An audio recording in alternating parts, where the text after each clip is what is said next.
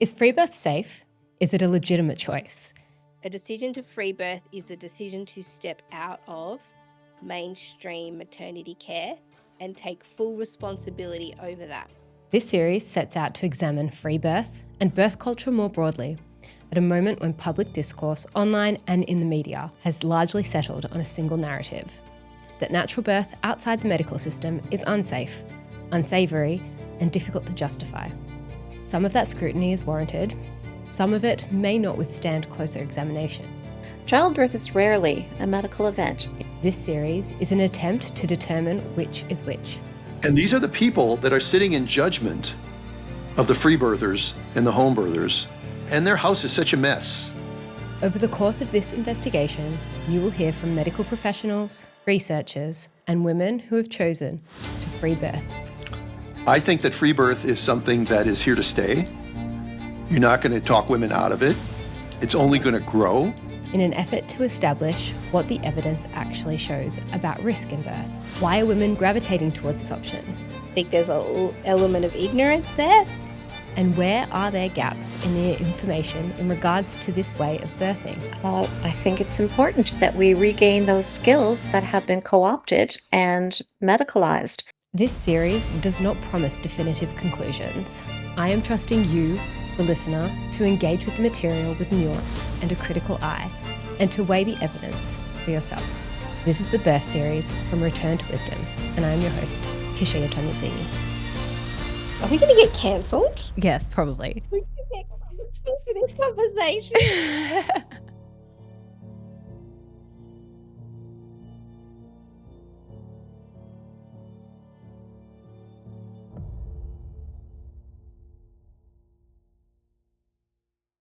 I am ridiculously picky about what goes on my skin, and I have zero time for complicated routines. For years, I was reading ingredient labels, Googling things I couldn't pronounce, and still not trusting what I was buying. And then I found In Bloom, and honestly, these guys are legends. Pure plant-based skincare made in Byron Bay. No toxins, no fillers, no fuss.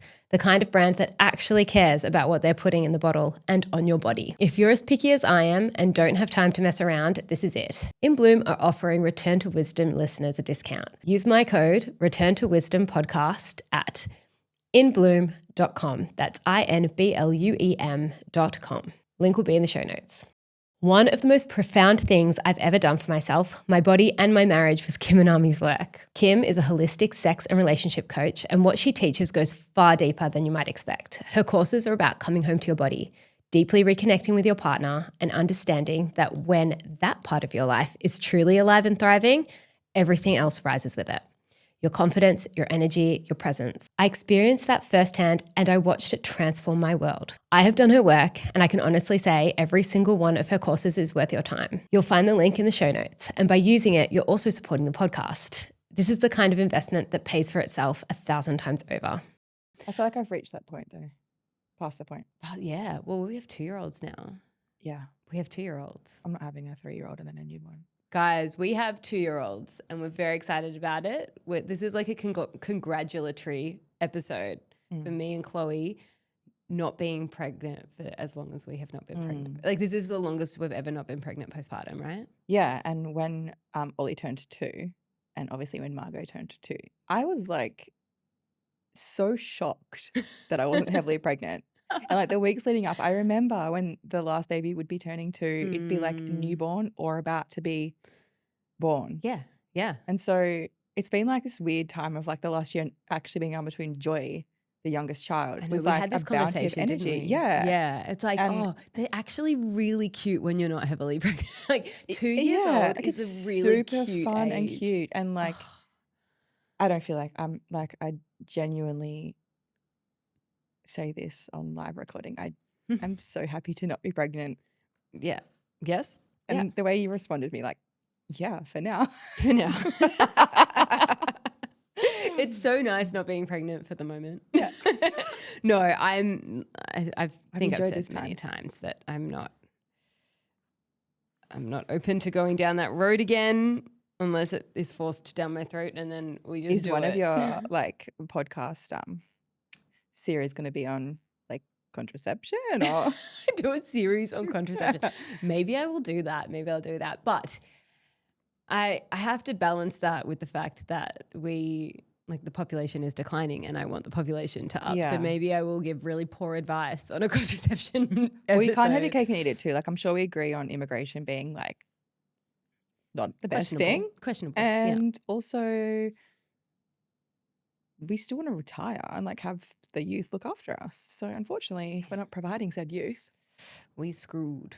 Yeah. As a population, you and me personally, We will not be. we will not. we have definitely birthed our insurance plan. Put in the work, put in the hard yards for the retirement plan. Motherhood at its peak right Yeah. now. That is the motivation. Why'd you have 5 kids? Retirement? Duh. Retirement plan. Anyway. Well, that actually drives me to a comment I saw recently posted by a lady who will come up in this episode, Yolanda, Norris-Clark. Mm-hmm. She had someone comment on her Instagram that was like, I genuinely can't understand the motives around having 12 children. And it was the most beautiful response. It's like one word, love. And I was like, oh, mine's a retirement plan. Yeah, no, I had a little bit more to think. I had a little bit more to add to that. Mine was lack of contraception. Yeah. 100% lack of contraception. But then when I had time to process it, I realized it was a really good retirement plan. It's a really good retirement plan. No, I think that actually Superannuation. it's just cool. In human form. It's cool. Stop. Let's stop being, people are going to cut this. So this is something else that I've learned recently. When you do an episode where you're just talking caca, like what we are doing right now, I feel like we need to be really Good specific. thing you do your own editing, Dom. We are talking caca for anyone listening to this, but people take that caca and write like whole bloody journalistic articles about it on look at what these 2 women are saying. The reason that they've had so many children is a retirement plan. Don't be like them. And I would agree with that. To a degree. To a degree. Have lots of children and Out of love. just, yes, and be quiet about the retirement plan. Oh. The funny thing about it is, to quickly add to why I'm allowed to be a little bit cuckoo, is that like I literally spent my superannuation on like a $15,000 sauna during COVID. So yes. it's actually really fucking good plan for me. Do you remember when we thought that the world was going to shit and that society was going to be completely... Yeah, some people built Deranged. bunkers. I bought saunas. It's Priorities. solid. It's a solid. Is it working at the moment? Oh my God, no, because don't worry about it. Basically rats got in and ate every wire. This is farm life.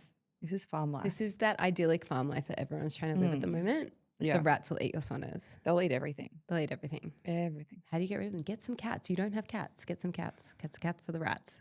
Yeah, they should for sure. Anyway, cut that. So, welcome everyone to Return to Wisdom, and welcome to Chloe to our little reunion-y chat here. The only time we get to catch up. Honestly, I have to book you in. I know. To book you in. At least you have the ability to. I've got some other friends who genuinely are pissed off.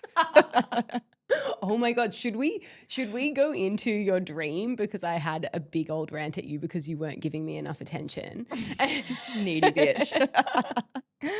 Oh, and then you had a dream that I was like, that I brought you onto the podcast and then had a massive go at you. Yeah, you were so angry at me. And it's like it was a setup for you to like get me here and put me in this environment to just be like, you fucking bitch. I was like, oh, I'm just fucking busy, okay? I'm just busy. I'm just trying to like live my dream life and like tick off my boxes and stuff. Sorry, I love you. No, I get it. It is really busy. There's a bunch of friendships at the moment that I feel have changed significantly in my life purely because they're like, we're in different stages of like the youngest in motherhood and like everything is about like just being in the same flow as someone. It's like the best way to maintain friendships, which is actually one of our questions we got today. It's actually a big thing in my life at the moment, and it's not like, front and center or anything, but I've just subtly noticed that it's hard to maintain friendships the way that we would have when our children were young, because I guess when our kids were all young, we used to have play dates all the time. And that was kind of like the survival tactic of motherhood in those earlier years, is like, you know, you'd see someone almost every day and you'd be catching up at this creek, that beach, the markets, this, that. And it was like a really social centered existence. And then, you know, someone will go on homeschool or kids will start to go to school, and then your catch ups become more sparse. And then, you know, and then in my situation, we moved to our farm and started businesses, and there's people going to work in other countries, and like, you know, my kids having preference for who they wanted to hang out with in their life, which, you know, made me hang out with other people more. And just like you get pulled and you go through different seasons. And I was just saying this the other day, like the most convenient thing is like my neighbors. Like I just hang out with my neighbors all the time in rural life. My kids meander down to their house, that someone's kids are dropped off at my house, or I'll be like doing business with one of my neighbors. And it's like, I just said to that, I was like, it's funny, you know, they do business with your neighbors when you get to like your late 30s, because you can't, it has to be like rooted in ultra convenience. Like if you can't walk to my house, I can't walk to your house, or I can't leave my kids at home while I nick down to yours to do something, it's probably not going to work. Yeah. And so, yeah, I think like it's a hard realization for people who on both like receiving end of both of those relationships where you feel like you're getting axed or something. Mm. But at the end of the day, like if you're super rooted in a secure friendship, which you know now, We are, thank God. that you kind of like, I don't know, there's so many, and it's even worse for me because I hate talking on the phone, which is why we voice message all the time. Yeah. We've gone back to that. That's what our friendship's built on. Friendship is built on Lengthy voice VNs. notes. But yeah, it's just seasons, eh? Yeah, it is. And it has been such a shift with older kids, because that dictates so much of what you do, like doing extracurricular activities and driving them to their mate's house, because now friendships are so important to them. And so it's their friendships over your friendships. Yeah. But I know. And then you need downtime for the kids at some stage, which is just for us, it's sorting a house out and making sure everyone's fed and like. But also, like, to be fair, the older I get, the less social needs I actually have. Like I've noticed that I actually went from needing to like be around people all the time, and like that really filled my cup a lot. And now I actually feel like solitude gives me the same kind of outcome. Like I can be alone and be like, okay, I'm actually killing it, or like No, I I'm a don't needy have bitch. that. No, You are? I am such a needy bitch. I need friendships. I need constant conversations. I need Oh to. my God. Yeah. It fills my cup up. Like, don't get me wrong, but I also feel like I don't have the need for it, nor do I have the capacity to give it as well. Yeah. And I just, totally. If you know, like I'm not hearing from a friend, I definitely feel like I try not to take it as like. Go on, continue. Say what you're going to say. I don't act like a needy bitch, okay? No, but to be fair, we had a situation where I could see how you would have felt like that, but you left the podcast, yeah. Continue.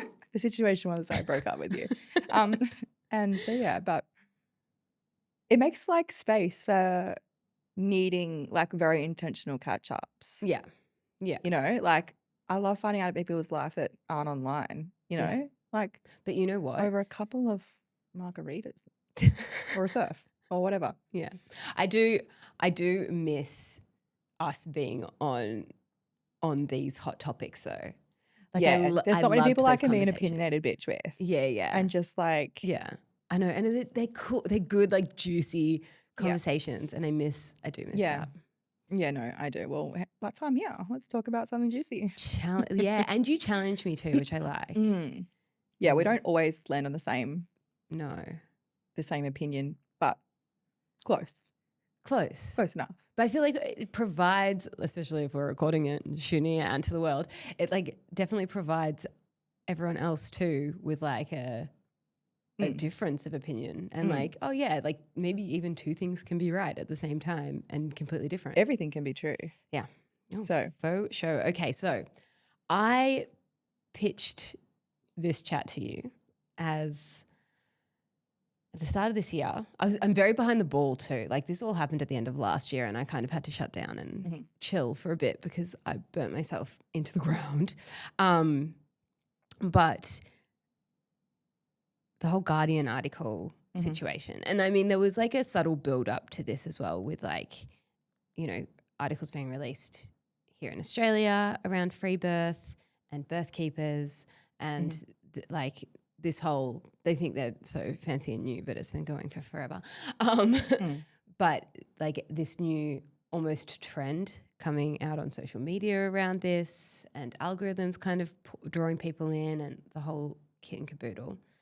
And then it's like this massive crescendo at the end, which was the Guardian article. And that was like a year-long journalistic report on Free Birth Society specifically and Emily Saldaya like as the feature of that, and then Yolanda Norris-Clark too.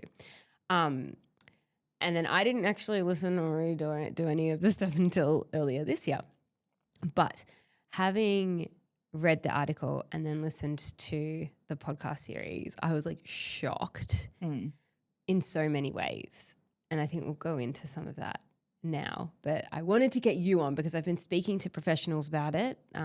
Melanie the midwife, Mary Lou Singleton, which I love her, and Laura Shanley, who wrote Unassisted Childbirth. So and then I've also got a couple of birth stories coming on, which is cool to dissect women's choices, why, what influenced their decisions, blah, blah, blah, blah. So I wanted to get you on to chat this with me because I think that, one, it's nice to just not have a profession, like, you know, as like women who have given birth and made these decisions, like where are we at with this? Like, do we represent some population? Have we got valid opinions? I don't know. We're just like, it's good to have a chat and kind of figure stuff out. But also you do hold different opinions to me on this one. And I don't know, we can tease out some of these knots. So you listened to a couple of episodes. Thoughts? Well, I think that when I haven't read, just for preface, I haven't read the article, but I have listened to a couple of the Guardian podcast episodes. And my immediate reaction to listening to them was how different I was digesting the information being non-pregnant versus what I would have felt like consuming FBS, Free Birth Society, or Yolanda. Like, I feel like I had them in an earpiece for, you know, a lot of the time I was pregnant. I mean, we had Yolanda on our podcast. We had Yolanda on. When we were pregnant. We were all very pregnant at that point. And, you know, I definitely feel like I remember a lot of the information being quite literally gospel and it being it felt like it rung very true for me.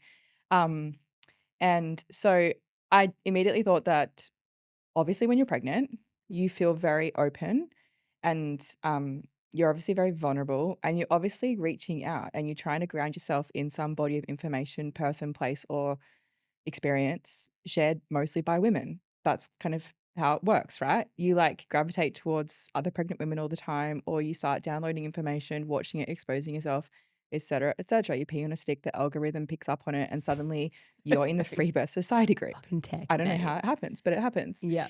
And and now you're in honestly, Free Birth Society. Literally, and you're in this trapped in this ideology and you don't really know how you got there. I didn't know about Free Birth Society. I don't even think I know who Yolanda was before I had my first baby. So I actually had zero information. I had zero information at all. I didn't even really know anything about pregnancy or birth at all when I had my first. Same with really my second, other than the you know, mentor, like guidership of my midwife at the time.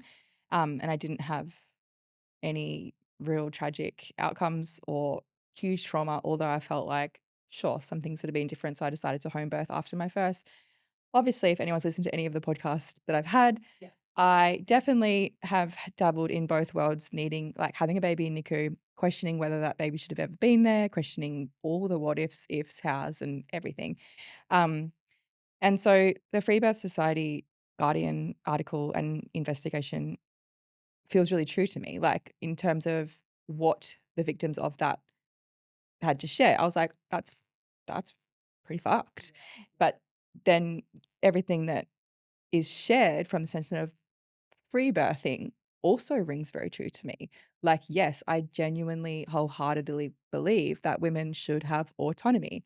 We should be very informed. We should be able to make our own choices on where we birth, who we birth with, what it looks like, how it feels, where it feels safe. And I also believe that, we try to I think hospitals really try to centralize risk and everything to do with that and protect themselves and whatever, and it doesn't create good outcomes for women. And so all of this can be true. So I think, what was the question? What are my how thoughts did you on? feel? Yeah, what were your Yeah, thoughts I on mean, it? like, I just felt like It's it's a very open tragic, question. right? Like, babies do pass after birth. How? We do know sometimes, and we also don't know sometimes. And do I think FBS is a reasonable guide? I don't know. Like, I think there's a huge lacking of discernment when it comes to, like, our ability to discern between what is what am I trying to say? Like, for our discerning what is good for us and our own risk, our independent selves, and not be caught up in bubbles of, opinions and experiences from other people. And obviously, like, Yolanda is a incredibly philosophical, like every word she says feels 100% true. And it makes a lot of sense. And I think at the end of everything, you're like hanging off their last word, like, oh my gosh, of course, yes, yes, yes.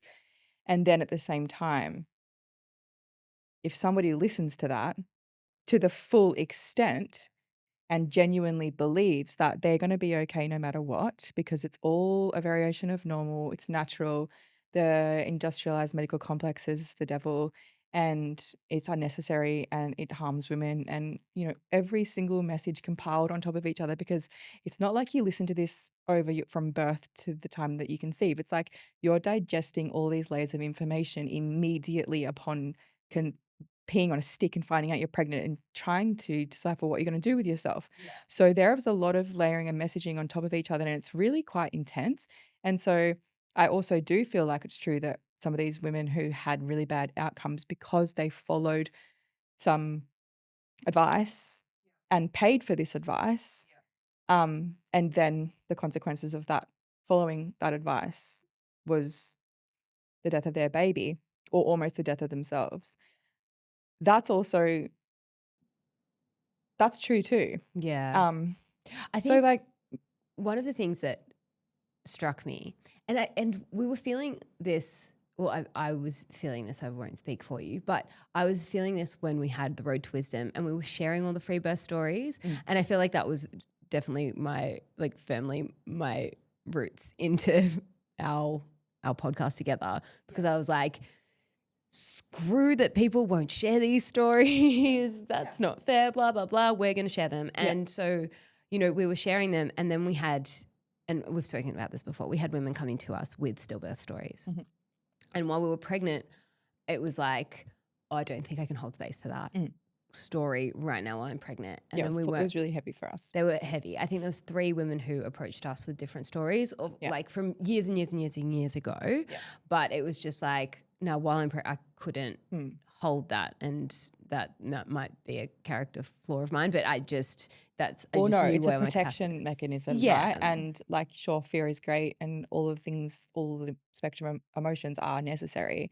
But when you are about to give birth and you have chosen a path of, like, doing things by yourself and not having care, you do take on extra risk. And I think it's only natural for women to question whether that risk is responsible or influenced or, and that's the other piece. It's like, I didn't want, so I took on information that I already knew. I think everything that we shared on the podcast, we kind of already knew. When we spoke to Rhea Dempsey, when we talked to Melanie the midwife, when we talked to, we spoke to even Dr. Stu, we spoke to so many people in the birth world about birth, a range of experiences, literally birth keepers. Exactly. And But it was all information that we already knew, like when we had those guests on. Yeah. And it was more, here's information that we've heard. It's fantastic. Let's share it with people. But I couldn't take on new information. Yeah. And I think, More like that's something- experiences. well, even yeah, or even new experiences, because stories about other people's experiences, there's just like a knowledge within myself that I know that those stories will influence me 100%. in the birth space. 100%. So, and I think we've actually spoken about this as well, but like, what are your thoughts on like the influencer culture, which is something that has never been around before, and we are in the thick of it. Like, we are the test dummies of influencer culture in making big life decisions. Yeah. And how do you think that has played out in people's decision-making process? Like, I mean, are people on their socials, are they scrolling knowing everything you see is actually influencing you to some degree? It's having effect on your brain to some degree. Like, you can see an ad over and over and over again. I'm about to buy Froyo Organics, by the way. Don't. My friend actually bought it. Don't. No. They've gotten me. Like, I am in their algorithm. They're in my algorithm. Every second thing is like a Froyo Organics ad. Yeah. And I'm like, I am not a consumer. Like, I don't buy shit ever. And I'm about to buy it because I'm like, this is the power of influence and social media influence. So anyway, the question is it genuine, mature information? Is it ideology? Yeah. Is it like, what is is somebody getting their bank account filled by sharing the information? Like, what is the driving force behind the information being shared, and who is it for? And do you have the ability to decipher whether that is genuine information? And is it are you consuming it in a place of fear? Like, we're pregnant, we're vulnerable as fuck. Like, we actually need to be anchored in the right type of information. And I think every woman, you should be able to be exposed to an array of different messaging. But at the end of the day, like, we're never going to be able to, unless we go offline, which most people are not willing to. It's beyond the point of return at this stage, is majority of people are not willing to go offline. So are you going to be able to look at things and at the end of the day be a mature enough human being to decide, is this for me or is it not? Is it true when somebody says your baby will be born and they have to decide whether they claim life or not, you should just leave it? Is that going to be right for you? Is that good for you or not good for you? And at the end of the day, if you make the decision that it is and the outcome is shit, then that is your responsibility. And I understand that we're vulnerable and we shouldn't share things, and you wouldn't, like... No, not that it shouldn't be shared, but like, you need to be the filter for what comes you're consuming in every way. And that's really hard. Like, that's a hard pill to swallow, but that is like that's it is radical responsibility way. in itself. Like, that is what is being sold by Free Birth Society, is radical responsibility for yourself. And, it's very well known that if there is a bad outcome after following the advice of anybody online, that is not their responsibility. I mean, we have disclaimers and we have all sorts of legal frameworks to support and protect. And at the end of the day, like, I understand why women are choosing free birth. I totally do. And I understand that most people who choose free birth were traumatized in the hospital system, but it doesn't mean that you can't go back. And I don't really support this. I'm just using it as an example, is that there's no reason why a woman who's been traumatized in a hospital for one birth can't go and become the most informed, powerful woman and step back in that hospital and have a completely transformative, different birth. Like, that's true and that's possible. And it doesn't mean you have to go out to a yurt and birth under the full moon with absolutely no one and call that radical transformation either. Like, both things are possible. And like, I don't, like, I sound like I'm probably like 100% supportive of hospitals, and I'm not. I genuinely believe that that is a system that's focuses more on risk and preventing risk, and there's a lot of problems there. But you know, it's still our responsibility. It's still your responsibility to be like, this could happen. And at the end of the day, I'm okay with this happening. I'll allow this. And I'm certainly not going to fucking allow this, that, and that, and still be in control. Like, you know, I felt really conflicted during the podcast, our podcast specifically, when we were very pregnant and we were having a lot of these conversations because, you know, there definitely were moments where I remember saying, I can't do this, can't have many more of these conversations towards the end of our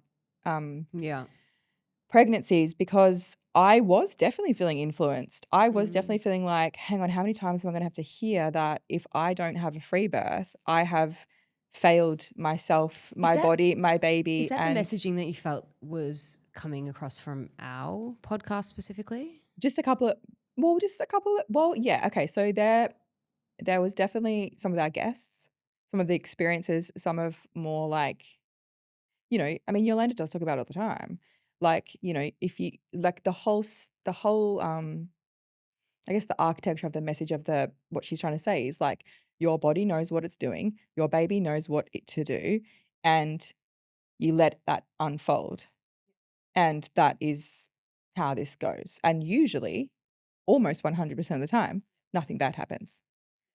And so if you're a pregnant woman listening to that and you're like, okay, fuck yeah, that's true. That's true. And it is true, because most times when you do leave a woman alone to birth, she just births her baby and nothing bad happens most of the time, majority of the time, if not all the time. But there is a time when it's not all the time, but it's not almost all the time. Yeah. Like the reality is that we have been designed in a way, and our babies have been designed in a way to support birth. Like the humans cannot propagate themselves without that. No animal can. So like the design is there. Yeah. However, if you have and you know this very intimately, if you have ever spent time on a farm, sometimes the birth doesn't work. Like it's not often, it's not common. Sometimes it's a result of death our happens, interfering. but if a cow is giving birth, I'm not going to watch it die. And it's not even my baby, because there is an instinct to do something about it. And it's not because someone told me to, or it's not because the vet's there telling me what to do, or because the mother's saying, help me, or don't you fucking dare touch me. It's just it's a thing that you think of doing. Like, okay, the baby's been born. I can't, like, what's happening? The mum's in stress. Let's try to like wake it up. Let's try to open the bag up and get, you know, like or leave it to die. Like a human doesn't do that. A human barely watches an animal suffer in the paddock. But an animal doesn't do that either. An animal doesn't do it either. We were talking about this just before. Like a cow that gives birth, if she is by herself, they aggressively rip open the bag. They aggressively move it, lick it, push it, pull it up. The mouth, like everything. Yeah, to try and get that baby going. So that was, I think, just in case anyone hasn't listened to the podcast series or read the article, like the section that we are referring to is where I think it was Emily Saldaya. Yeah, she gives birth and the baby takes a long time to wake up. Yeah, and she doesn't do anything about it, even though you can hear the baby genuinely struggling to breathe. Yeah. And it's a long time. I think, what was it, 8 minutes, 10 minutes? Something like that. And before he starts actually. She basically said that. Yeah, go. Sorry. She basically said that she was waiting for him to claim his life, and she didn't feel like she should do anything. Yeah, which is definitely one of the more extreme things that I've heard from them. I don't know if prior to this article it actually ever heard and that. I've heard very alternative midwives and, you know, things that I resonate more with of like, you know, because this is the kind of information that I was looking at after I had Pip, and obviously like she had breathing things, and I was like, oh, I wonder what would have happened if I had have known what to do. Like if I was at home, or maybe like a more primal response, what would I have actually done if I didn't have someone just rip her off my arms and put her under all the fucking lights and hoo-ha? Then midwives are saying, you know, you just, if this happens, you do this. You like jolt that baby. You do this, this, and this. And it reflects what happens in nature, what happens in, you know, other ecosystems, and you're like, oh, that makes sense. I think it makes a lot of bloody sense. If you were by yourself. If you're by yourself. And you had Pippa, because there were things that you would just naturally do. And there's no like the unknown. Like when you're in a hospital or you get transferred and there's a lot of like takeover, you're not really thinking instinctively to the degree that you probably required to. And you're also like, there's all these other like systems in place that you're trying to navigate. Whereas if you were actually by yourself, you could probably think about it and instinctively kick into a gear. And I guess this is where the whole argument for free birth comes, right? It's like you're left alone, you figure it out, and it's nature, and we're designed to do this. And so that's true as well. Like there's so many parts of this argument that are true. And I think the biggest thing that isn't is the argument is like there's an intersection of what is not being overly influenced by an ideology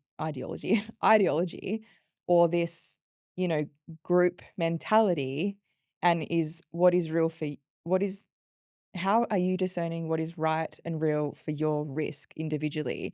And do women need support? In what way? I mean, like, I had support that looked like I was in my bedroom with my door closed with just Brenton, and my midwife was looking after my kids while they watched a movie downstairs.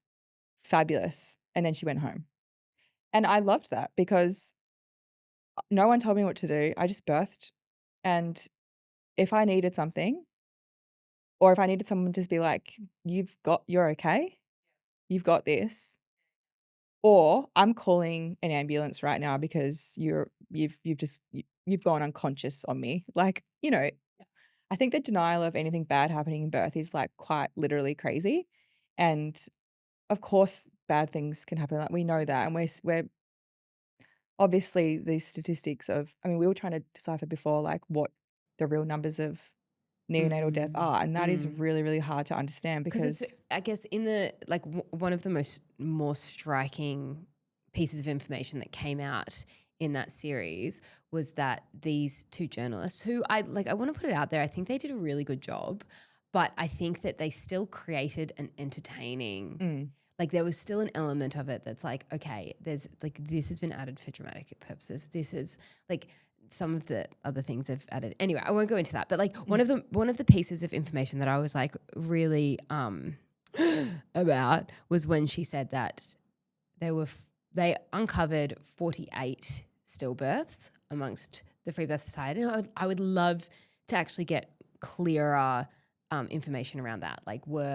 I have questions. I have questions about that. Like, was that over the 17 years? Was that within a really close, tight-knit group and all these women know each other? Was it like some people were being supported by radical birth keepers, and so that's included, but the woman in question hadn't actually digested any of the Free Birth Society information? Like, I'd like to know those statistics. They said that Emily's stillbirth, they brought that up to 49, which feels like a massive number. That I had a conversation with Laura Shanley, again, the author of Unassisted Childbirth, and she said that there is a baby dies every 30 minutes in the States. And I was like, that's not like or there's a stillbirth every 30 minutes in the States. And I'm like, no, that can't be right. And then we just did that research, and it's like up to 60 stillbirths a day in the States. Yeah, but half of those, 40% of those are abortions or terminations. Yeah, and it's considered, no, because some of them are considered after 20, well, in Australia they're considered after 20 weeks, but it's unclear. In the States it was after 28 weeks. I didn't see that, but I was looking in Australia. So it's considered, but it's still quite like a lot. That's a lot. That's a lot. So it's like, okay, over the course of the span of the year, and like I don't know why I go very analytical with this stuff, because it's like, okay, what is like within the range of normal? Like, because unfortunately, and this is what the girls say, and the way they say it, or the way it's been portrayed, I think has been awful, because it can be taken so many different ways. But unfortunately, stillbirth is still part of the range of what we would see. Yeah. In a hospital. In any setting. In any setting. Yeah. No one has been able to remove stillbirth from the picture entirely. Yeah. You can't. And like, I mean, the stats in America are really bad. They have some of the worst maternal and child like outcomes in the westernized world. So That's full on. But here in Australia, like the statistics that I keep quoting, which I should double check them now, I'm sure there's new ones out, it's still 6 a day. That was like 2023. 6 stillbirths a day. And I think that's actually from like... I think it's actually 6 in every 1,000 births. Are you sure? I think so. There's 300,000-ish births a year. So maybe that's about right. Yeah. Because 6 That are would be lots a right. day. Yeah, okay. So yeah, similar-ish. Yeah. But yeah, it's a high number. And like when we first started hearing about poor outcomes in our area, or like from between Sunshine Coast and Northern Rivers, it was like, okay, but do those numbers, and this is one of the things that we have to really struggle with, is that we don't have any information around free birth. There is no information. It's all anecdotal. And like this is the information that we now have. This is the information. This is the type of data that we can, but this is just one. I mean, the other thing is like that they are numbers and it's helpful, but in a way it's like there's still so much nuance to it, because if we say that, let's just say, just devil's for advocate. argument's sake, that 6 babies do pass a day in Australia. We don't know how many of those babies were induced. We don't know how many were the cascade, or the story of that beginning was because of the medical system. Because what's to say that if they were free birthing, that their babies would have been born perfectly fine and then possibly maybe needed a little bit of support after they were born. We don't know that either. Like there's like this really grey area of, well, why did they die? And could that have been prevented? Because if we just took the data from the Free Birth Society and compared that, it's still significantly lower. Yeah. Well, maybe because not really, because I mean, it's hard to know because the data is so limited, but we're just talking about a really small amount of people who are free birthing. Yeah. So what's the percentage of people free birthing? 1%? I don't know. We don't know. But We like, don't and know. that's like, we have We none don't of that know. data. We don't know, versus 98% of the population who are free birthing. So if we do look at it as, 50 babies die in 1% of the population versus 6 a day dying in almost 100% of the population, it is a lot more. And so but until we have more to go off, I mean, we still don't know why those babies in hospitals die. And we all know, and we've all heard the stories of women losing their babies or being traumatized, or the cascade of intervention beginning and then shit going downhill quick. And those babies probably wouldn't have died if there was a midwife at home with them and they were allowed to, off the record, all the red tape off, and they were allowed to, that outcome probably would be different too. So there's just so many like layers and nuance and all of it. And I think that like classic human being behavior, we need it to be free birth versus hospital birth. And we can't really like have a mid-range where we're like, oh, let's just go to the hospitals or the government and be like, this isn't your systematic approach to doing something that we've always done, which is actually free birthing our babies. Like, can't we do both? I don't know. Just obviously not. We never will be able to. That's just in a world where we have to, it's either all or nothing. Yeah. Yeah.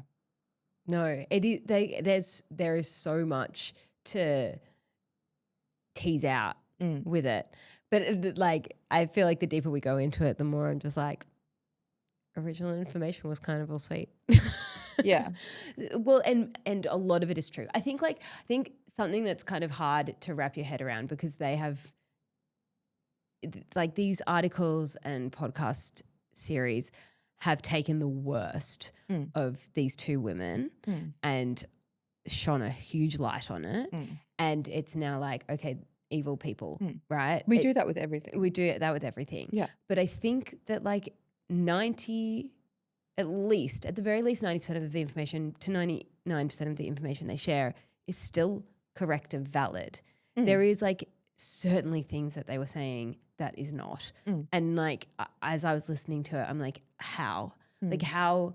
But like, it's not for me, and maybe that's the approach you need. It's like, well, that information is probably really correct for that person over there. It's not for me. And you, like, I think that's actually how I approach everything in life. Like, listen to information.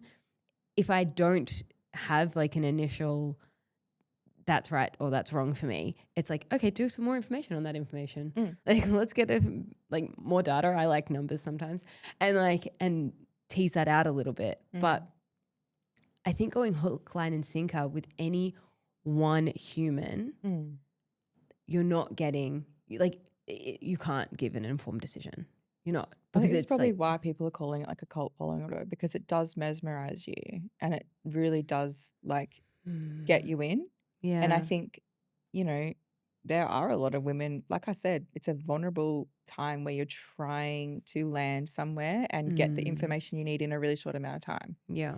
And if you have distrust in a system, either way, you're going to lean heavily somewhere. Yeah. And you're going to have fear and you're going to have things that are like, you know, I'm sure if I had an absolutely breathtaking second birth after, you know, having a good first birth and then wanting to birth at home, I probably would have just, you know, had a totally different mentality or perspective on something.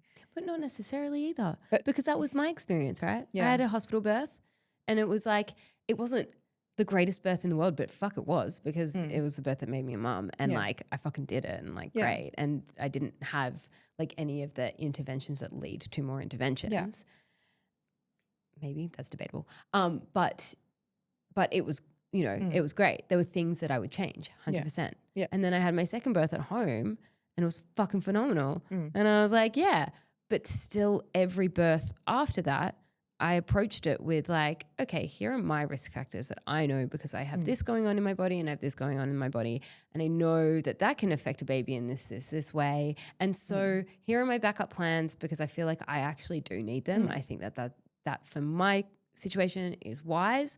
And here is like, and I am going to do this test and this test, and I'm not going to do this test this time. And as I went down the line in babies, I'm like, I actually feel comfortable not doing any of these tests, but I still want to check this and this. And so I'm going to go do that. And so, and it's just like using the information you have, your own life experience, stories. I think stories are really, really good, but please expose yourself to a range of them depending on where you're at. But like so that you can come into your own decision making where you're like, okay, that happened to that person.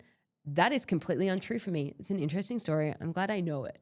But like, it's completely untrue for me. And I know that that's not going to be my situation. Or, okay, that happens. That situation happens.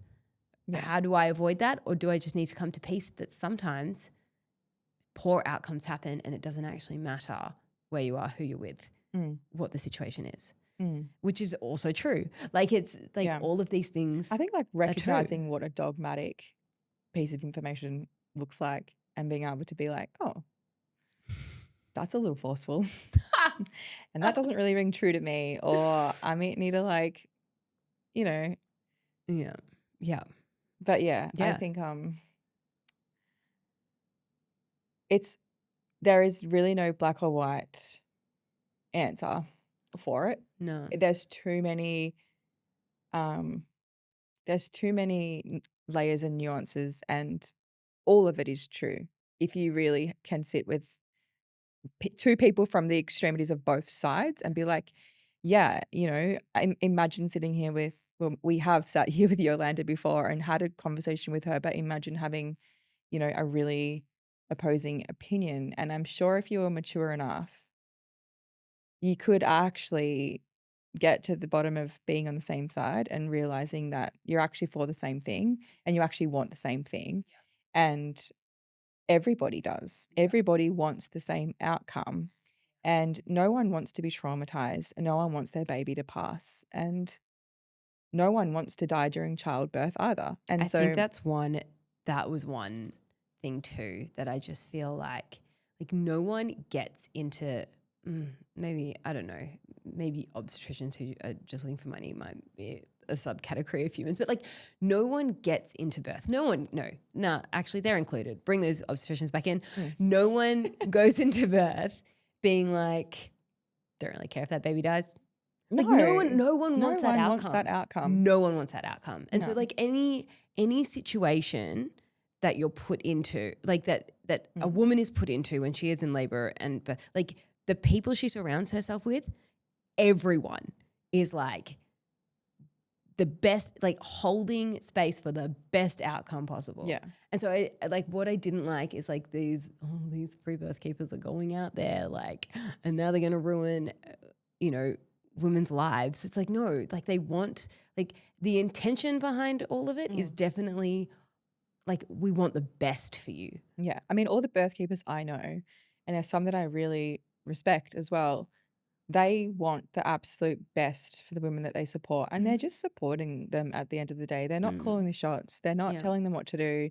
They're not doing anything. They're literally just the person that's available to support the person and hope that, everything is amazing and they do have a beautiful outcome. But the fight isn't in free birth society versus, the hospital system. It is literally us and being able to be responsible and understand the risks and make the decisions, which I just don't think, if I'm being fair, I just don't think many women have that ability. If I'm being really brutal, I understand influence and I understand it's problematic, and I understand that we are very heavily influenced by, anyone and anything. And yeah, birth is obviously something that comes with a lot of risks if you are influenced on either side. If you're operating out of fear and you go to a hospital and you get traumatized, well, Yeah. that's on you. Yeah. Yeah. So, but I guess there's argument for whether either of those things should exist in the first place.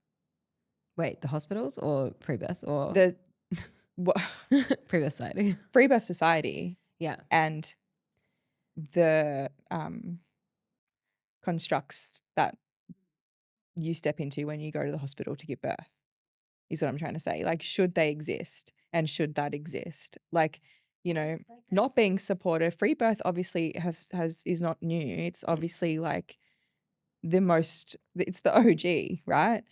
But I still don't think women gave birth alone.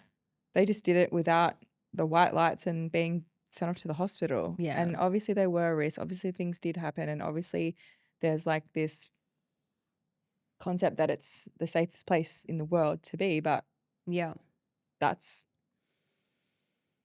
I don't think that's true either. No. Well, it isn't. But it can be true It for isn't. somebody. If there are 60 stillbirths a day, I know I'm just going to use that stat because it's the stat that is out there, but it's like 59 stillbirths a day in the States. It's not the safest place to be. Sorry. Yeah. Like I feel like that is like, it's not your safest place to be.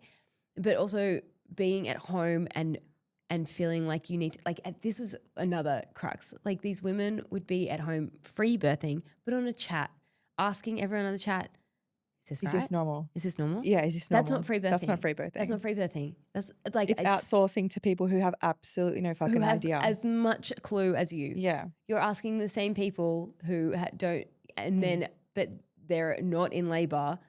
And so they're giving poor advice because they don't actually have the information. No. And then you're going to follow it. Like there was some things where it just felt too far. Well, it just avoidable. Like that seems so avoidable. Like you listen to some of these stories and you're just like, oh, like, and you can't know that if you were in the same position, you would have done it differently. But like as you're listening to the story, you're like, really, really, like, why? I know this sounds harsh, How'd you but let like, it go for this fuck's far? sake. Yeah. Like, and some people would just like, if you've never been in a position where you've had to call the ambulance after your baby's been born, or you just imagine it, or you just tell yourself it's never going to happen, like you really don't know. And I'm telling, like, I've done it, and you're definitely not going to call a fucking friend. You know what I mean?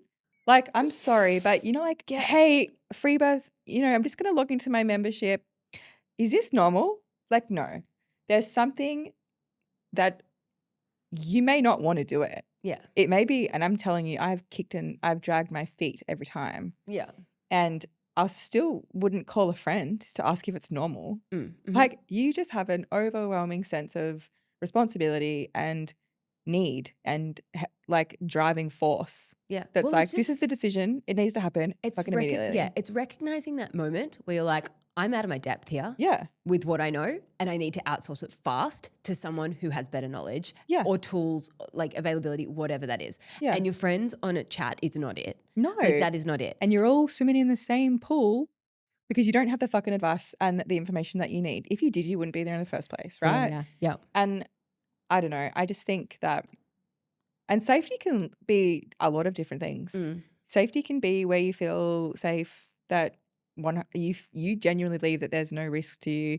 Safety is like in your black bedroom with no lights on, just with you. It's just like the word, it's the safest place, is also pisses me off a little bit because it's not really. You need to define what safety is. Define what safety is. And safety, like throwing your body into a system where you can't advocate for yourself or there's no one advocating for you and you're getting cut up and sliced open and stitched up and restitched and like all of this stuff doesn't feel like safety either. No, not both sides. But for some people, that is safety too. Totally. It's like, yes, For just me, do what needs to be done. And I whatever it takes. I want to do it. abdicate all my responsibility to you because I don't feel like I can make those decisions. Someone do it for me. You have to be informed. And I think this is truly what informed decision comes down to. It is being informed. Yeah. It's you have the information that is required. You can't do it otherwise. Yeah. So, yeah. On that, do you think, this was one of the questions that came in, I did put a question box up. I know so many of you listen to these and then you're like, oh, damn, I missed the question box, so apologies. But get on my freaking Instagram, people. Do you think that Yolanda is dangerous? I don't think she's dangerous, but I think any information in the hands of like a vulnerable person that has the inability to be, what am I trying to say? Like critically analyze the information is dangerous. And it's not just Yolanda, we say that everywhere with every single topic. Like someone who's a fabulous philosophical speaker could literally tell you anything and you'll eat it up if you don't have the ability to listen to it and be able to be critical of that, or, just sit with it for a second and be like, oh, hang on. Or is that true? It sounds fucking fabulous and ethereal and dreamy. And wow, I could never speak like that.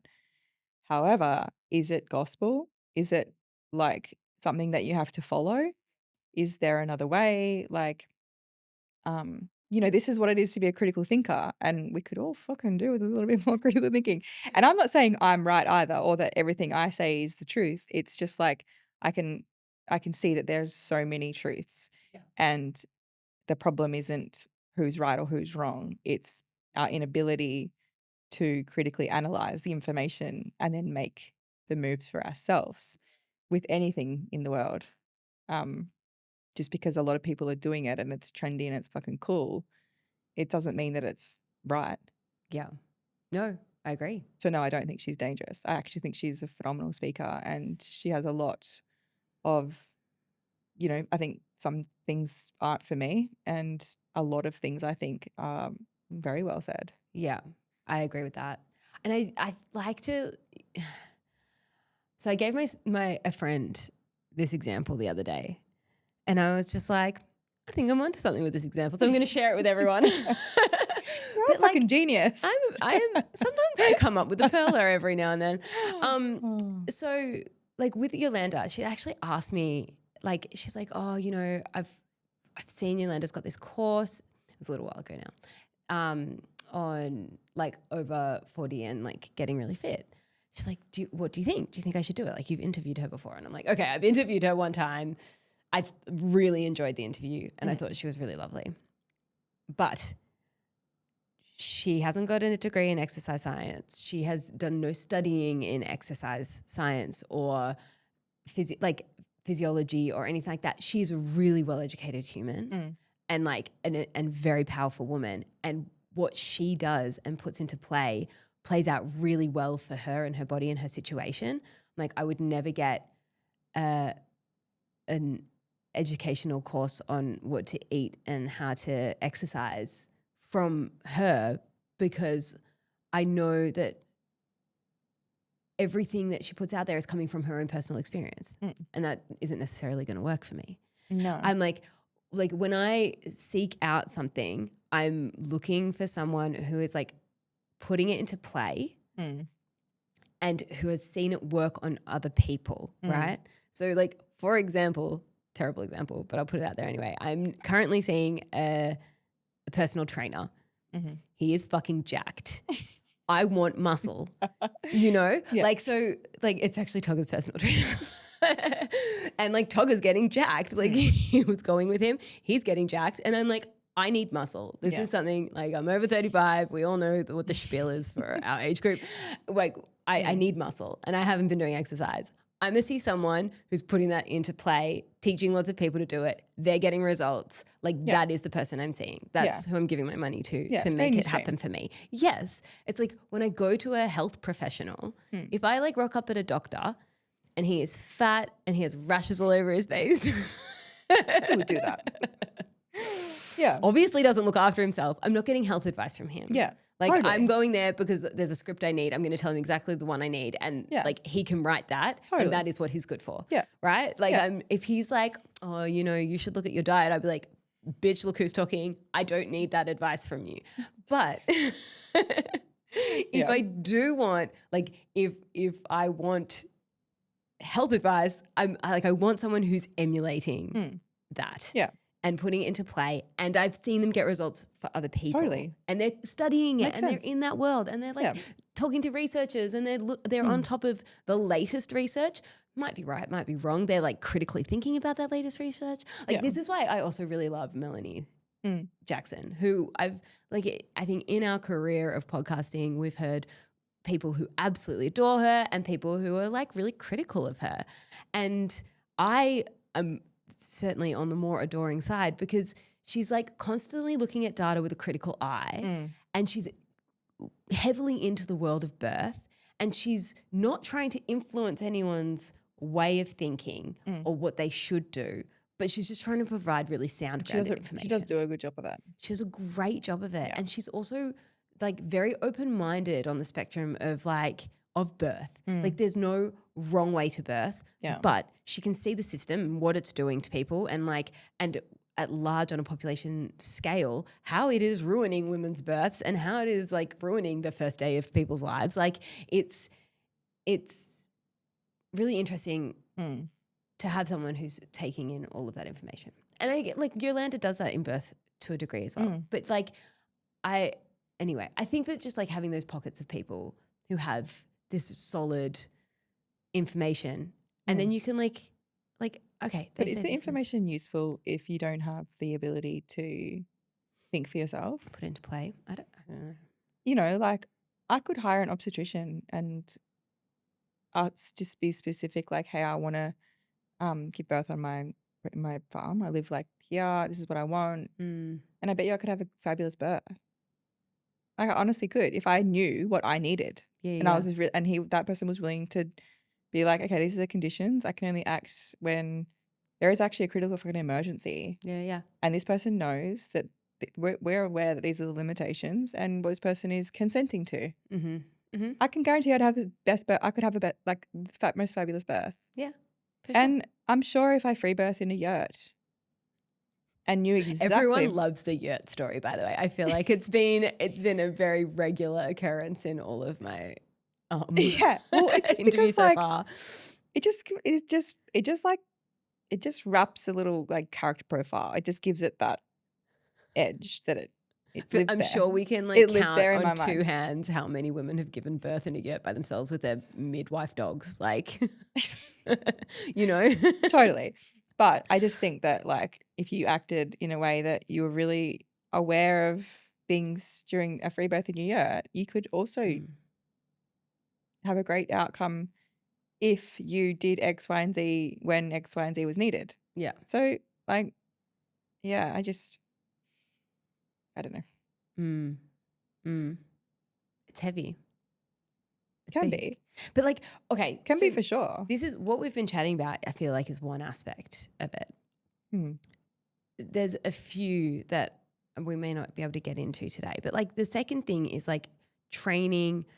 So there's the free birthing as women who choose this way of birthing element that we're like, okay, who's a good candidate for it?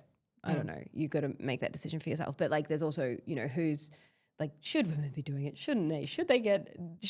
Do women know how to decide for themselves what is good? Like, great, we can ask all these questions. But then it's like, okay, what about like teacher training? Like that was one of the other things in this article. It was like they were providing essentially training for birth workers and midwives or not, like anyone who wanted to be a birth worker, radical birth keeper. I want to use their terminology so I'm not like mucking around everyone. So there was the radical birth keeper school and then there was MMI, and I can't remember what it stands for because they changed it, but midwifery was part of that and that part has changed.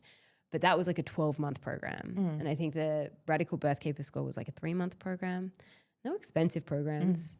But again, it's like they're not midwives and like they're birth workers, but these women have been supporting women in a way that they don't interfere with their births at all. So then other women were buying these courses like, how come I'm not learning how to resuscitate a baby, or when blood loss is too much blood loss, or like I'm not prepared for any emergency circumstance. And it's like, well, you can't learn how to be prepared for an emergency circumstance from women who don't do anything in emergency because that's not what they're trained to do. And so it's like that was really interesting. That was like an interesting aspect of the whole thing too, because it's like there's like this assumption that all these radical birth keepers should be going out into the world and MMI graduates should be going out into the world and making birth safer for women. But it doesn't make it safer. You're just supporting the woman to like, make her choices for herself. This is why I love Michelle Palcia so much and respect her work, is because she really just openly discusses and doesn't fluff the line of like, no, she doesn't claim to be a midwife. She doesn't claim to have the skills to save your baby's life. She doesn't have the skills to save your life. She doesn't even have the skills to tell you what you should and shouldn't be doing. She very openly just says, I am here to support the mother and look after her and provide a space for her that feels really safe to her. And she makes her own decisions. I also really respect Michelle because she has such clear language and Very boundaries around who she is, what she does, and how she helps you. Yeah. And like if a woman, because here's the other thing that I discussed briefly in a interview with Diana. She shared her birth stories, and it's like the position you're putting a birth worker in when you're like, oh, is this normal? Like a doula or like a midwife, you can ask that question to, because she is trained to know what the boundaries of normal are sometimes within the medical institution's boundaries, but like what is normal in birth and what is abnormal, and like what can happen and it's high risk, or what can happen we can leave it for a little bit before it becomes a risk. So if you've got a doula in there and you're like, hey, is this normal? You're putting that woman in a really bad position, because unless she has come into you saying, I can tell you what's normal and what's not normal, which is now you've put her in a bad position, like it's like there's some really clear information and boundaries around what your scope of practice is. Michelle is very, very good at that. I think she is too. And I think that is like true safety, because it's like, okay, I know where I am, where I stand in this, where I need to be making the decisions, and I know what capacity she can help me in. And when I feel like, okay, she can't anymore, I need extra, or this is all just emotional stuff and she's walking me through the fire or whatever. Yeah, exactly. So I think that was like maybe one of the things that need to be addressed more. It's like, are radical birth keepers going out into... It's kind of like this. You could look at it like, imagine if some really high-end builders got together and were like, not even high-end builders, just like builders that learnt from their dads who were great builders. Mm. And they put together like a 3-month course of like how to build a house, but with no safety, no engineering, right? There's no engineering here. Yeah. And all these men went out and built their families a home. And a storm came and they all just fucking fell over and someone died. And they're like, oh, well, we didn't say that it was going to be safe. We didn't say you'd have the outcome that you wanted. You shouldn't have listened to us. You shouldn't have trusted us. We're not saying that we know how to build houses. We're just saying we personally did build our family homes like this and nothing ever happened. It's like, well, hang on. We paid you for you to tell us how to have the same outcome you had. Yeah, okay. And now our houses are falling down and someone's been hurt and you're not going to take any responsibility for that because you've set up. But what if they said at the start of this course that they're selling that they don't know anything about the safety aspect of building a house? Well, no one would fucking sign up. No, but I think that's what's happening. I don't think it is. I think it's really sophisticated talk and really beautiful language and very powerful language that leads you to believe that what you're doing will ensure you're going down the path of you're going to get a good outcome because everybody does. You know, when someone uses the language in the entire time, 17 years, I've never seen a hemorrhage. Yeah. That statistic makes you feel, does it make you feel fearful or does it make you feel safe? It makes you feel safe and it makes you feel like that's probably not going to happen to you either. Yeah. It actually is a form of saying, I believe that it's saying that you're going to be okay. Trust me. Trust me when I say I've never seen a hemorrhage in the last 17 years. That's not saying that the opposite to that would be saying hemorrhages do happen and they can happen like this. And this is what you should watch out for. Yeah. And this is what you can do. But they're also more common with intervention. Exactly. And like so it probably won't happen. Yeah. But it can happen and this is what it looks like. Which is everything. And then you're not going to gaslight the person when they say they've experienced it and you say, no, that wasn't a real hemorrhage. Yeah. Because that doesn't make them look good. They can't make the claim of, oh, well, I haven't seen a hemorrhage in 17 years of my entire career. It's kind of like the language is powerful. Whether they're indirectly or directly saying what they're saying, it still makes the person on the receiving end feel a certain way and believe a certain thing. Yeah. And then trust a certain thing is about to happen. Yeah. Like if it's more direct, like, hey guys, we know why you're here. We understand that you've been traumatized. We understand that you're looking for a different way to birth. We understand that we all want this beautiful, safe, healthy mom, healthy baby. No one wants what they've just gone through. We're really sorry that you've been treated that way. And this is we're offering up something different, but we're also not claiming that you need to be able to discern what's right and wrong for you. Like this is your risk, this is your life and it's not like that. People don't want that. Like people don't want this gray area. I feel like, which is like we have sat in the gray area right now. That's like, honestly, like I know, but I think that's why people. It's like you don't want to like. See, it's really hard because also I just don't I don't buy courses and I'm such a non-consumer. I don't know why. I just I'm so meticulous before I do anything like that. And when I see someone bringing out a course, because anyone can bring out a course these days, I'm like, who is that person bringing out the course? Like, what are their qualifications? What do they know? How do they practice? What have they been sharing? Thinker. I would say majority of the population isn't.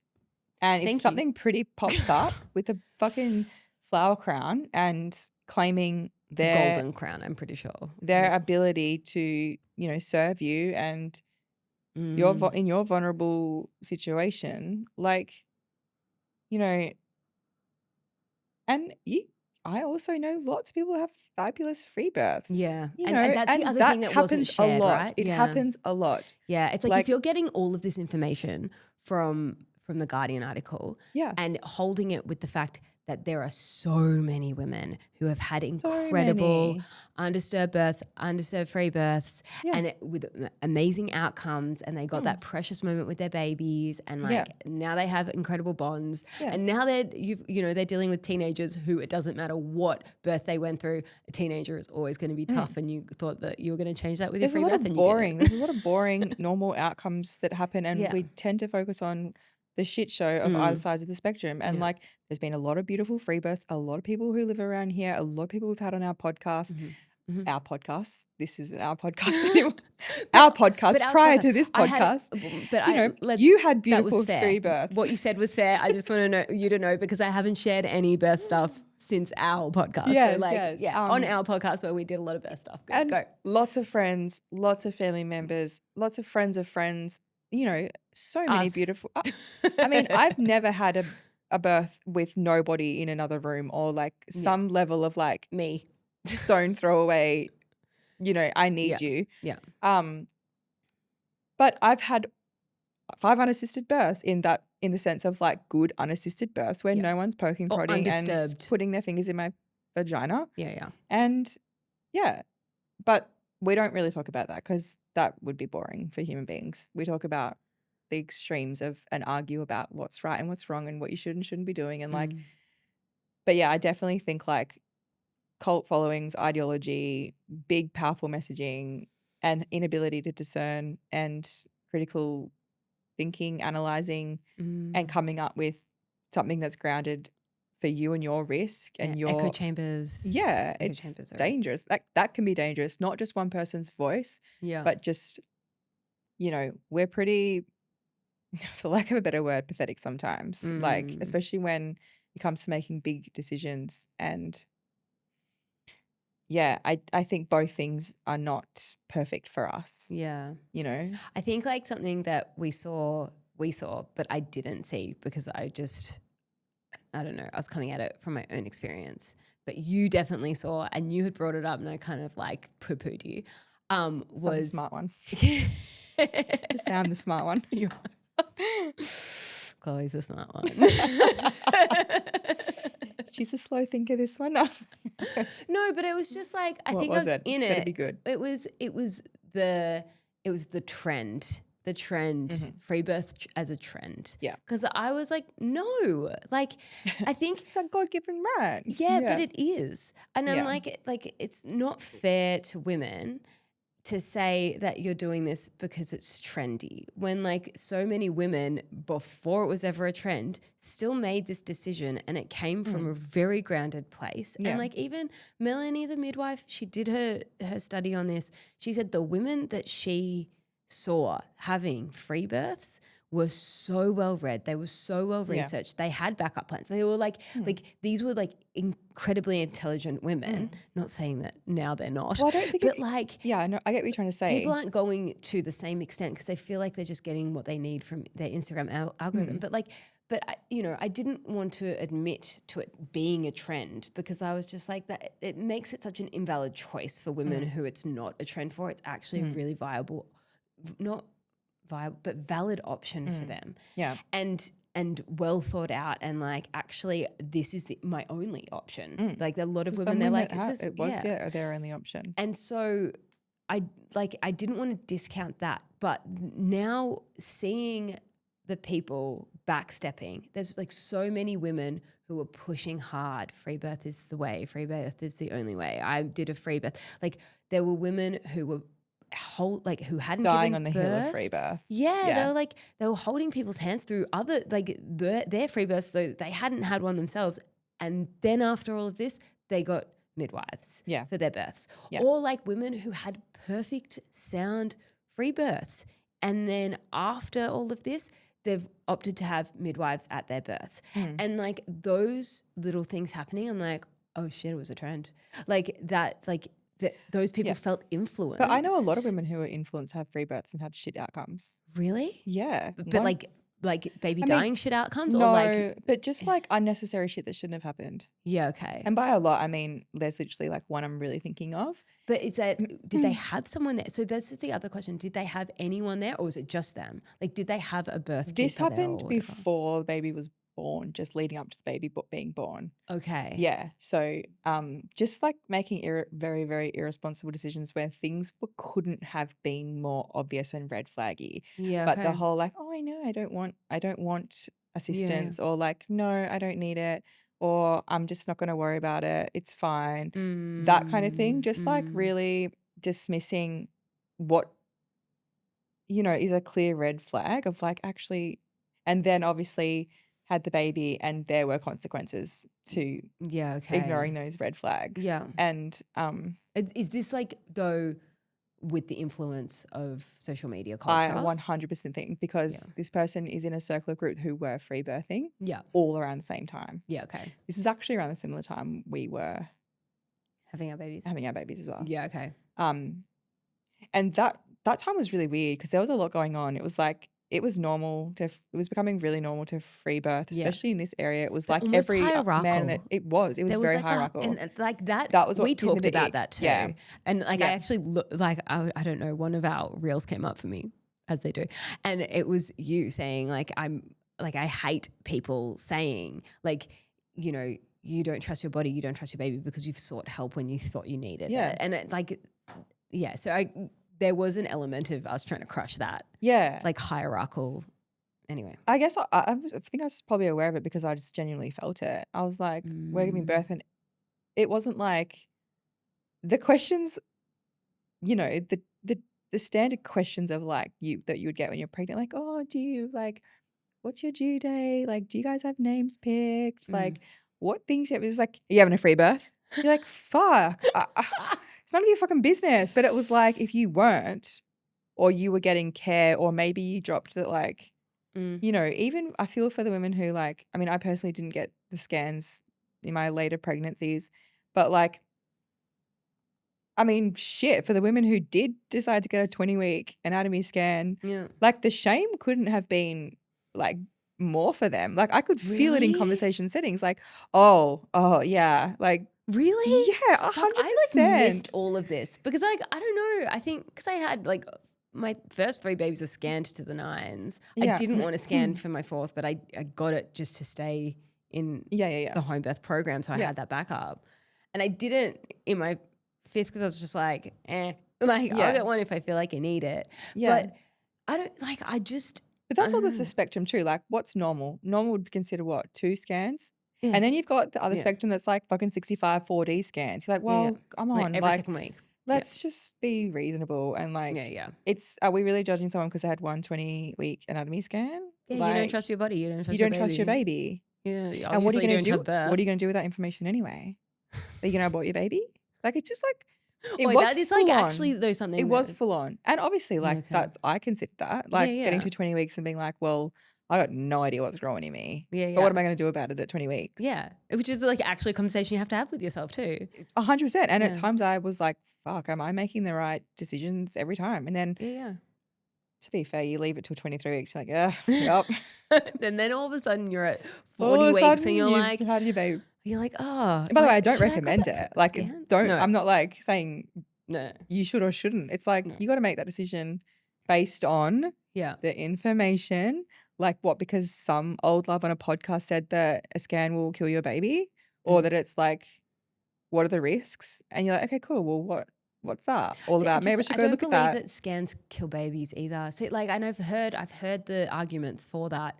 But that's just like one thing that doesn't seem true to me, mainly because of my experience of having scans and all my babies are still alive. But like, but also it just doesn't, I'm like, it's a lot. It doesn't feel like information but also like, you know, there's valid points for both. So at the end of the day, there's always going to be like, oh, well, maybe an argument would be like, well, if I knew that my baby had one leg, or I knew that it had a third eye, I could prepare for that and live a kind of beautiful, easeful existence from the get-go versus having no idea. It's like, it's up to you to decide which thing that you prefer at the end of the day. Well, more so than that, I guess like the argument for scans, because a third eye and unless a leg, you're probably right. But it's more like, okay, if the baby has something that like when they're born could be acted upon immediately to change the outcome. And you know what, that happened to a good friend too. She didn't have any scans, got a really strong feeling to get one at around 20 weeks. Her baby had like a full on a heart problem, and had she have just birthed without it, they wouldn't have been prepared for it. He had to have like open heart surgery when he was born to keep him alive. And he's fine? He's fine now. So like, you know, you have to decide what your risk is and what risk you're willing to like dance in essentially. Yeah. And Knowing. not be influenced by extreme ideology. I do consider the information on that in that membership quite extreme. Well, what they shared, because I mean, obviously, neither of us have ever done the membership. Neither of us No, have I've done the listened to free birth snippets course, like the complete guide to free birthing. So but listening to the snippets that they gave on there, you're like, oh, like that's really. But then at the same time, there was snippets from a conversation that Yolanda and Emily had, where like I listened to that entire episode. It was before the Guardian article came out, but it was after those Reddit forums had happened. Just the cancel culture. The cancel culture, yeah. And I was like, I listened to that whole episode. They were both pregnant, like heavily pregnant, I think at the time. And listening to it, I'm like I used that critical thinking mind I tend to use and was like, this is two women having a rant. Like they have been attacked.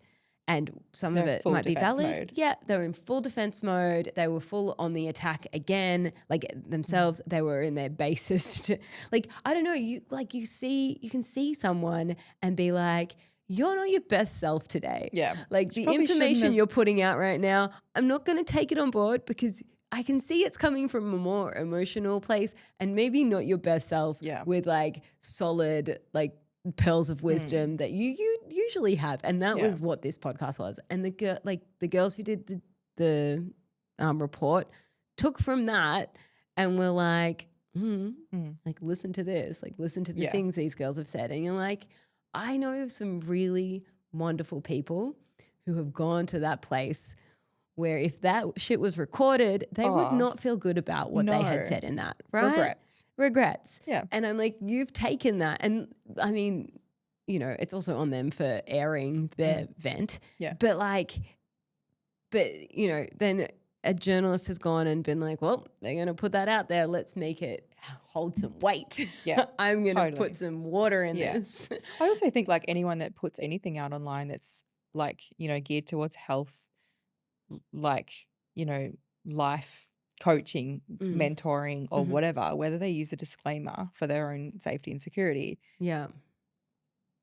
And whether you want to call it radical responsibility or not, I think a decent person would hold some level of responsibility for what they're putting for out the there. Outcomes caused by that information being put out there. You know, like I think anyone with any moral compass, if I was saying you should genuinely eat beans every single day and someone fucking died from doing it, I would feel honestly awful and reroute immediately. I don't think that that's how the world is working at the moment. It's not. Because we'll call it radical responsibility. You shouldn't have made that decision. Like, what a fucking idiot you are for doing that. You drank the Kool-Aid, you bought the course, and then you did the thing that I said you did, and that's on you. Dude, I think about all the vegan babies out there that were malnourished.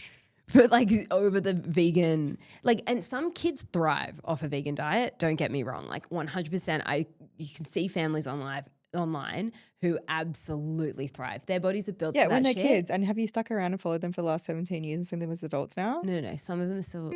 Have you seen Ellen Fisher's kids? They're you know, but still, like, you know, they're.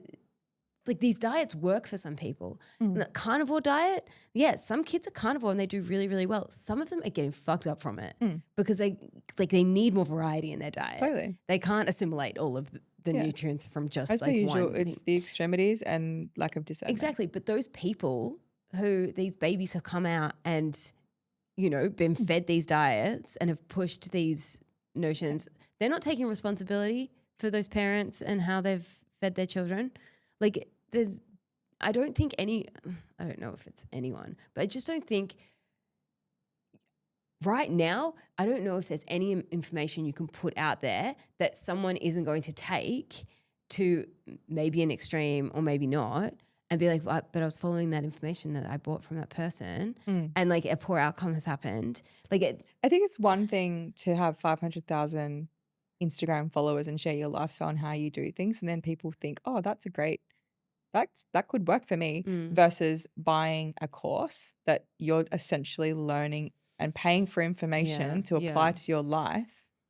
And, you know, it is a fine line between like, yeah, you do have to have some responsibility to like and critically analyze this. But at the same time, I personally would feel really bad if I had blood on my hands from information that I've given and I genuinely believe in. And I've made it almost unaffordable actually for people to obtain in the first place and then expect zero fallback or zero like, you know, like be actually surprised when someone turns around and is like, hang on. But that's like, I think that's the loophole of free birth, right? That's the loophole of free birth, because free birth, if you are free birthing, it is all on you.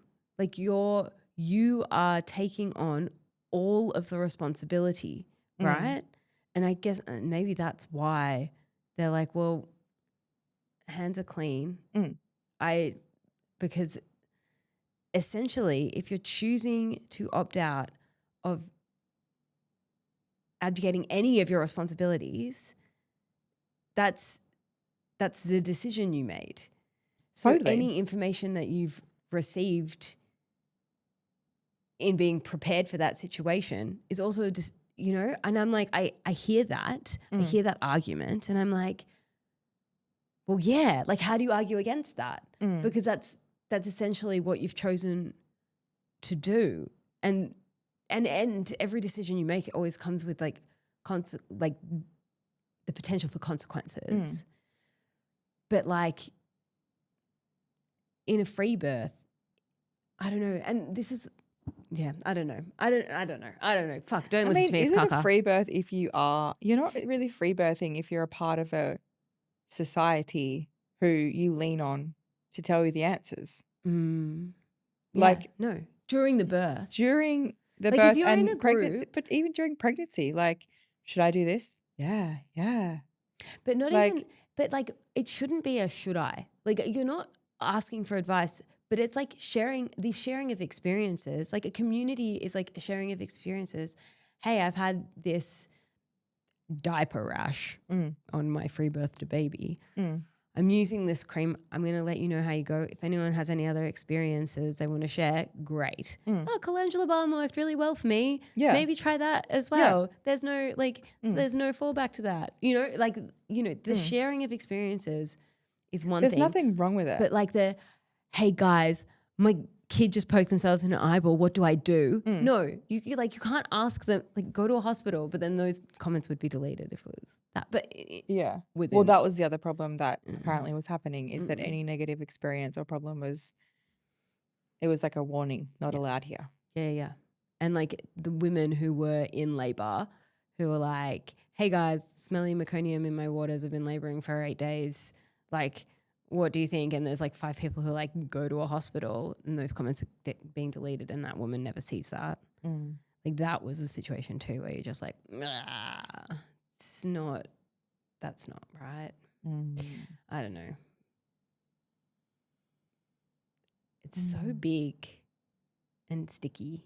It's so big. And I wish that the intersection between both of those options was just normal and not something that we really had to either learn through experience or, you know, fight for. Like it was just, I'm pregnant. Who's my local midwife? Or who do I know? You had that midwife. You loved her. I'll book her. And she already knows how to support me in a reasonable, safe way. And she just knows how to save my life and my baby's life at the end of the day. Within a reasonable, you know, approach that doesn't come with a whole bunch of stupid interventions to prevent a risk that probably would never happen in the first place. You know, in a dream scenario, that's just, and if a woman wants to go to a hospital and have the same care there and just wait to see if something happens, and I don't know. Yeah. I have heard of people going to the hospital wanting no intervention. Like I'm just here because Yeah. For example, my last birth, this happened and it could happen again and I want that safety. Yeah. And the hospital like, okay, cool, we want to check, like do a Yeah. CTG. And they're like, no, I don't want you to. Yeah. And the hospital's like, then why are you here? Yeah. Like, well, I just told you. Yeah. They're like, well, like But for what was the reason that they wanted to do that? the CTG. Yeah. Because they have to do it every 15 minutes. Yeah, but Stock for what standard reason? principle. What happened last time? Do you know? I did. I just don't want to like, Ask the person. yeah. But like, would it make sense? No, it would have affected the outcome not even a little bit. Yeah, right. Yeah. So like there's that too. But it's like they need to, there needs to be like a systemic change because like they need to stop, obviously become aware, they need to become aware that like, oh, we don't need to do that. Yeah. And we're safe if we don't perform that. Yes. Because right now we have a full list of red tape that we need to perform to keep our jobs and to keep myself safe so I don't get sued by some loony woman who is, you know, completely ungrounded and has no concept of anything. Do you know what I mean? But like not there are crazy necessarily- people, there are crazy Yeah, women out there giving 100%. birth who are looking to have these types of situations. yeah. Do you know what I mean? Yeah, So yeah. it's like perhaps on reflection, the system only became the system because of what continued to happen. I don't know. Crazy women. Maybe. Fuck. I mean, everyone sues everybody that to in us, mate. modern age, right? Don't throw the women You under the trip bus. over at the supermarket and you're going to fucking sue them, right? Everybody does that. It's a bad outcome, a stillbirth that's very normal and natural happened and someone got sued. So now we created all this shit. How do we take all that away? It's like, can we? I don't know. So this is the other thing that, like the last thing I'll bring up before we wrap is that after all of these investigations, Ranscog came out with a statement. I don't know exactly what it was, but it was like, we need to stop unregistered birth workers from attending births. And that could be like the wording around it was in such a way that it could stop your husband from attending your birth, or like, so basically making support for women. And we had I think a brief discussion on this last year personally, but like basically making any amount of support that women can receive impossible unless it is a registered midwife, and there are fewer and fewer of those. I'd honestly have to like see the thing before I Do you want to had an opinion on it. go Quickly get it up for me. get it up? Because like Ranscog. I just feel like I've lived through so many things where I've had really strong opinions on like things that have happened or been said, and I'm very aware of like the spiral of information of like the Chinese whispers of like, did you hear that thing? They said that. And then, you know, and I am certainly a tinfoil hat wearer type and I still have to, you know what I'm trying to say? Ranscog's statement on birth. No, I totally understand. Australian College of Midwives, what they've said. In the wake of several recent tragedies linked to free birth, the Royal Australian and New Zealand College of Obstetrics, Jesus, and Gynecologists, which is Ranscog, and the Australian College of Midwives have called upon the Commonwealth, state and territory ministers for health to enact legislation consistent with the model adopted in South Australia, which is, we will be going into that in another episode. Under the Health Practitioner Regulation National Law, Restricted Birthing Practices Amendment Act 2013. Free birth is the intentional practice of giving birth without a registered healthcare professional, such as a midwife or a doctor present. It is different from a home birth, which is a planned birth at home with a registered healthcare provider. The absence of appropriate clinical support during free birth has led to preventable harm and loss of life. We need to check those numbers. The South Australian legislation defines restricted birthing practices as an act that involves undertaking the care of a woman by managing the 3 stages or any part of those stages of labour or childbirth, or of managing the 3rd stage, the placenta. Only a registered midwife or medical practitioner or a student under supervision may perform such a practice. Adopting this legislative model across jurisdictions would advance the safety of birthing women and people, oh God, and their bodies, dear Lord, and their babies, sorry, enhance professional accountability and clarify the roles and responsibilities of obstetricians and midwives. So do you want me to keep reading? No, I already looked it up, and it basically said they made an important distinction that Rancock does not oppose home birth itself. Doulas support people or birth autonomy generally, but they do oppose unregistered people providing clinical maternity care, and the maternity care looks like making any form of But if you go into the list of what was that maternity care, it's like suggesting that we change the temperature in the room, turning on and off a light. Like it was some of the most basic bitch Did you stuff. look at it? Ages ago. I don't have it here. Do you want me to get it up? No, So we're because not I'm just Chinese whispering? asking, and it's basically saying from Rancock specifically that Rancock's concern isn't really about emotional support being present at birth. It's specifically about unregistered people providing clinical care or acting beyond their scope without accountability or emergency training. So the thing, how this has played out in South Australia, again, we'll be going into this in another episode, but how this has played out in South Australia is Child Protective Services going into a woman's home as she is giving birth and ransacking the place. Or a woman who has When decided did to that happen? transfer. There's like a few stories in South Australia. So How do they know they're birthing? I don't understand. neighbors call. And what? So Child like Protective Services just rock up. These people Yeah. who can't do anything for any other child. But why would they call? Or why would if they there be? was like a transfer. So it's happened like a number of times Yeah. in South Australia, and it's all under this legislation. So it's like it brings in this other element of fucking up the water, stinking up the water. That to me is insane. Mm. And if I'm honest, I'd be surprised if that was targeted at Everyday Joe. Like, I understand that people have like child services problems in Australia for like things like not vaccinating, that we've got targets on our backs if you go to the hospital Mhm. and you have like no record of et cetera, et cetera. Mhm. But like that would surprise me. Like I would be absolutely shocked Yeah, they're if that looking- was genuinely happening. Dude, looking for birth workers, unregistered birth workers in a house giving birth. So like it could be family members who aren't supportive of someone's choice to free birth and have a doula or whatever, or it could be neighbors calling it in, but it gets called in.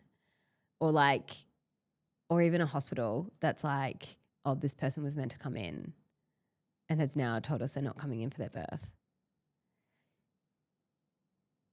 Interesting. Mm. Yeah, there are laws. Mm. That's fucked. Mm. Yeah, and now they're using this information that we're getting Yes, from the unattended free Guardian. birth can trigger additional scrutiny from hospitals or registries. Healthcare workers are mandated if they believe a child may be at risk. prior to it being born. Yeah, wow. And they wanted to bring that in. I think, as far as I'm aware, it has fizzled out, but we are potentially going to be seeing a few documentaries come out. I know Netflix is working on one. I think Hulu might be, and another news agency is like working on documentaries about free birth. Highly doubt it's going to paint it in a positive light, but with more media attention, I think we can expect that this is going to come back into like potential legislative hands. And now with all this information, what is happening in the bigger picture is something that could concern women and their options around birth. So there's like, this is like a multi-pronged, heavy, like That changes the climate of a lot. Because at the end of the day, whatever you think is right, like that's a women's rights problem and a mega autonomy problem that I can see how would favor those types of laws and regulations And restrictions on upon us. women's ability to birth.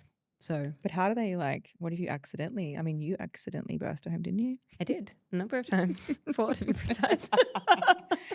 Well, what happens when you do genuinely accidentally give birth in your car? Are you facing a report? Are you being reported? I don't know. Maybe if it's in your car, it's a little bit more obvious. But if it's in the bathroom just jump with in your car at late candles stage. and music, you You just have to jump in the car. mate, can I tell you, I was on a toilet and I could only just get off the toilet enough for Toko to get behind me. Yeah. I really hope that if those things did happen, that there would be enough, surely there would be plenty of Pushback. There Yeah, are agencies that are working against it. So and I even think this midwives, is why even midwives, Yeah. even obstetricians, it's not just about who's right or who's wrong or whose ego's bigger or who's fucking birth, you know, what's your opinion is. It's it is just beyond that. Saying that you must birth in a hospital or you must have a registered Yeah. person, because whether you like it or not, is a far bigger issue than just, Instagram ideologies and not being able to make the right decision for yourself. Or, maybe. Or not getting the right information to make Yeah, decisions. it's I don't know. And maybe there is a world where people are really fucking clueless and cannot make decisions for themselves and will never be able to make decisions for themselves, much like putting a seatbelt on the car. Did it become illegal to not be able to wear a seatbelt because people couldn't choose safety for themselves? I don't know what the point of all the restriction is. Yeah. Money. Unless, of course, we point out the obvious. But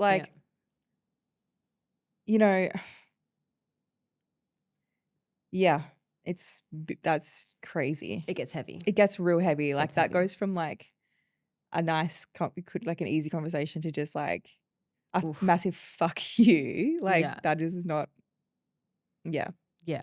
that's not okay.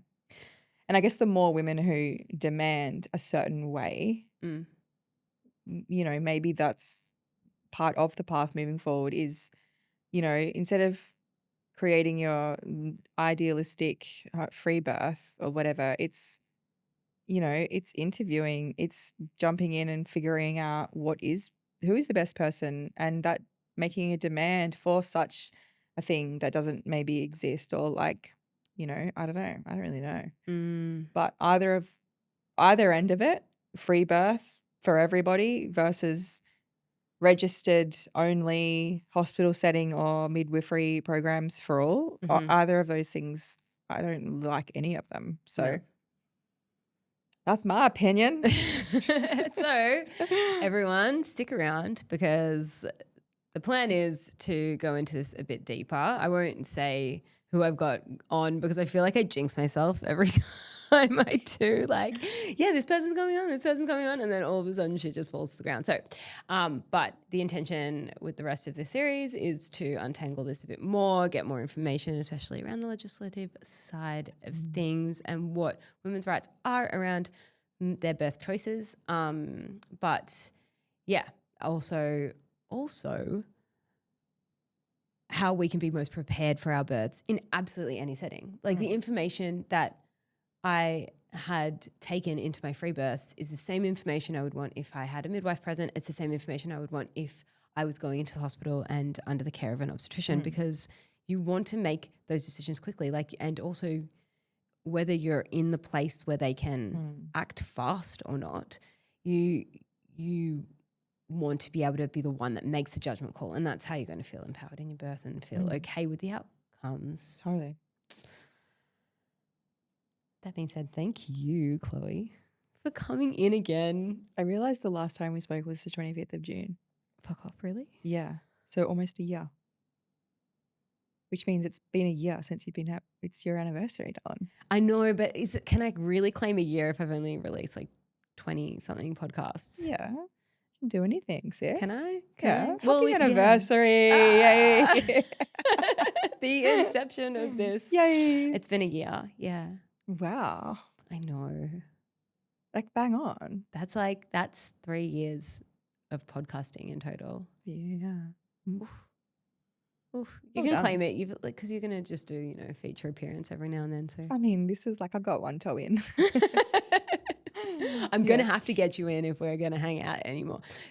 Book me. To the woman who brought in the